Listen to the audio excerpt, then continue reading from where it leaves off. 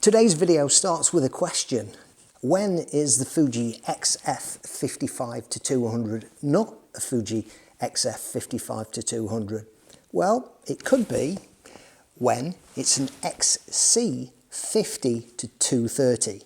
Yes, Fuji has two zoom lenses covering very similar focal lengths. Which one of the two is the best? Well, the 55-200 is without doubt a better lens in terms of construction, performance and everything else, although if you need that extended reach, then clearly it's not going to be as good as the 50-230. If you want to get in at 230mm with this lens, well, you've got to walk a little bit closer to your subject. Getting back to serious matters now, what's the comparison? Is this significantly better than this one? The answer is yes, it is, but it's significantly higher in price. In the UK at the moment, this one, the 55-200, is selling for around £629 on Amazon, and the 50-230 by comparison is selling for £309, so it's half the price. What has this lens got to offer, and is it any good? It is often maligned. There are a lot of people out there who say, you know, it's a kit lens, you know, it can't be very good, it's a kit lens. I would disagree to some extent. I think for a kit lens and for its price, this is a very good lens indeed. So what's it got? Well, it has image stabilization, for example.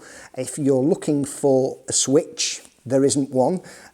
It's by default switched on. You would go through the Fuji X series camera menu system to turn it off. But why would you turn it off? You might wish to leave a comment at the bottom of the video to say why you think you would turn it off. But anyhow, it is switched on by default. It has a manual focus ring, nice and smooth. A nice and smooth zoom ring as well. On the 55-200, that's much stiffer. This is very, very smooth and feels nice actually. The lens is significantly lighter as well. It's 378 grams as opposed to 580. I couldn't quite get hold of this for a second there. 580 grams on this one, 378 grams on the XC50-230. Right, what were we saying? Yes, so manual focus ring, optical image stabilization built in and switched on by default. There's nowhere to switch it on or off. Very smooth zoom ring there. There is no aperture ring on the lens. If you want to adjust the aperture, when it's connected to your camera, you would use the front dial there to adjust the aperture setting. That is a niggle, I have to say. I find that a little bit counterintuitive when you are used to adjusting the aperture on the ring on the lens itself, but this does not have an aperture ring.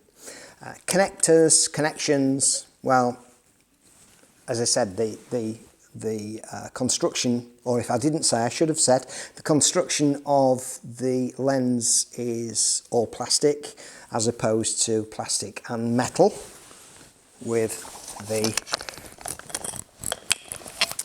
55-200. Of course, one of the reasons why it's significantly lighter.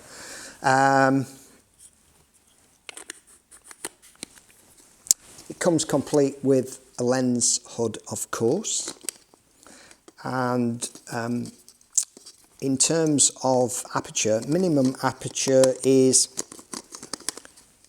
I always struggle with these things, minimum aperture is f/22, maximum aperture is f/4.5 to 6.7. What's the sharpness like? How's focus? Autofocus is good, it's not rapid, and I have to say that if you compare it with images taken from this, then this is softer focus, there's no doubt about it. Now that does not mean that your shots are out of focus. What I am saying is that the images are not as pin sharp as on this lens, but soft focus. Stress again, not out of focus. It is not a lens to use in low light situations. If you go out in daylight and the light is murky, let's say, it will be fine, and obviously in bright sunlight or in better lighting conditions then it will work very, very well indeed, but it's not a lens for low light situations. Couldn't use it for a gig or anything indoors really, so you know, that's something to bear in mind. We'll go out and take some pictures in a second or two. You can see what the samples are like taken on an X-T3 body with this lens.